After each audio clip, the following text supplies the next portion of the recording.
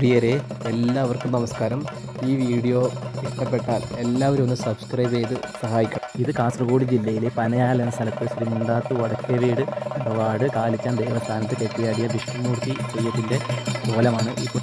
കാസർഗോഡ് മുതൽ കോഴിക്കോട് വരെയുള്ള വടക്കൻ ജില്ലകൾക്ക് എന്നും ആശ്രയമാണ് ഈ ദൈവക്കോലങ്ങൾ. അതായത് ഭഗവാൻ നേരിട്ട് മുൻപിൽ പ്രത്യക്ഷരാകുന്നു എന്നാണ് ഇതിനുള്ള വിശ്വാസം. ഇപ്പോൾ നിങ്ങൾ കണ്ടുകൊണ്ടിരിക്കുന്ന ഹിരണ്യകശിപു വധമാണ്.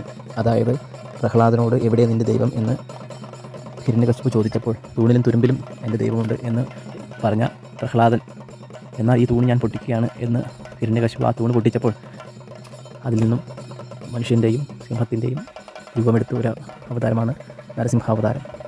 ഈ അവതാരമാണ് പ്രഹ്ലാദനെ രക്ഷിച്ചതും ഹിരണ്യകശിപുവിനെ സന്ധ്യ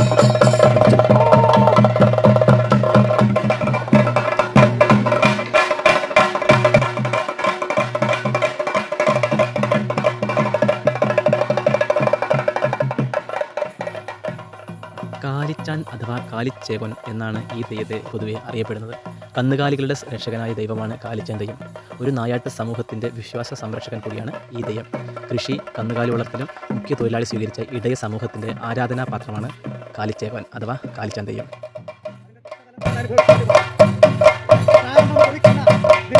കാവുകളെ കാലിച്ചാമരങ്ങൾ എന്നാണ് പൊതുവെ വിളിക്കാറുള്ളത്. കൃഷിയുടെ അഭിവൃദ്ധിക്കും കന്നുകാലികളുടെ സംരക്ഷണത്തിനും വേണ്ടിയാണ് പൊതുവെ കാലിച്ചാൻ ദൈവത്തെ ആരാധിക്കുന്നത്. കാഞ്ഞിര മരമാണ് ഈ തെയ്യത്തിൻ്റെ അധിവാസം. തുലാം 10-നും 11-നും ഉണക്കളരി വേവിച്ച് കാലിച്ചാനെ ഊട്ടുന്ന ഒരു ചടങ്ങ് കാവുകളിൽ പ്രധാനമാണ്. ആ ദേവതയെ തൃപ്തിപ്പെടുത്തുകയാണ് ഇതിൻ്റെ ലക്ഷ്യം. ഇതിനു വേണ്ട അരി, ഉണക്കലരി നമ്മൾ അടുത്തുള്ള വീട്ടുകളിൽ നിന്നാണ് ശേഖരിക്കുന്നത്. കന്നുകാലികളെ കാണാതെ വന്നാൽ കാലിച്ചാ മരത്തിൻ്റെ കീഴിൽ പായസവും മറ്റും നിവേദിക്കുന്ന പതിവും ഉണ്ടത്രേ.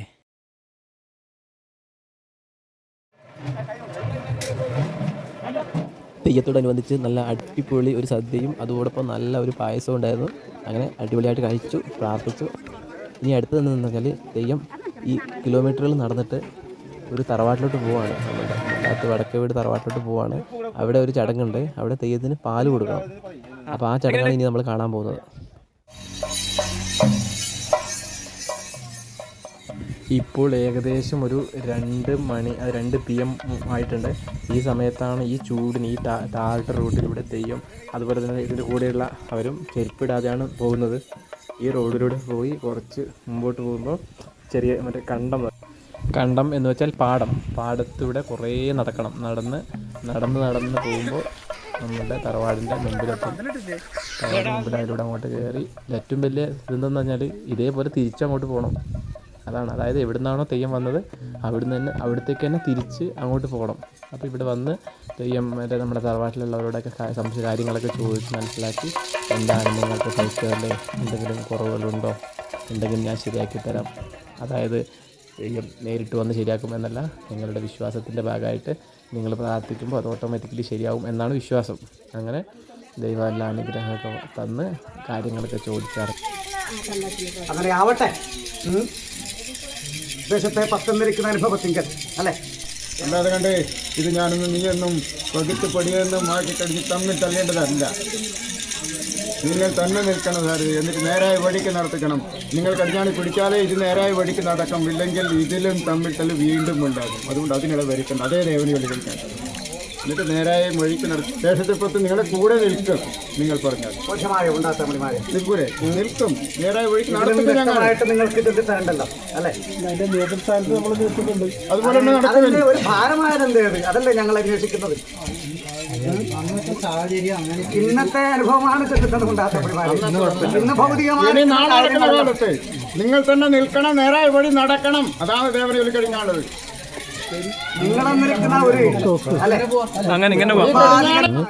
പിന്നെ നമ്മൾ അടുത്ത ചടങ്ങിലേക്ക് കിടക്കുകയാണ്.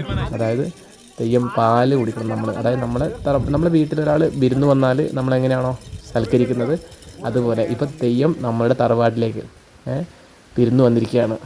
അപ്പം നമ്മൾ ആ തെയ്യത്തിനോട് കാര്യങ്ങളൊക്കെ പറയും, വിശേഷങ്ങൾ ചോദിച്ച്, വിശേഷങ്ങളൊക്കെ എന്ന് പറഞ്ഞാൽ വീട്ടിൽ വരുന്നവരുടെ പോലെയല്ല, തെയ്യത്തിൻ്റെതായ ആചാര രീതിയിൽ ചോദിച്ച്, ആചാരങ്ങൾക്ക് ഭംഗം വരുത്താത്ത രീതിയിൽ ചോദിച്ച് തെയ്യം അതുപോലെ തന്നെ ഇങ്ങോട്ട് തിരിച്ചും അതിനുള്ള മറുപടി പറഞ്ഞ് പിന്നെ അങ്ങനെ എല്ലാം വളരെ വളരെ എന്താ ദൈവീകമായ ചടങ്ങുകളാണ് ഇവിടെ നടക്കുന്നത്.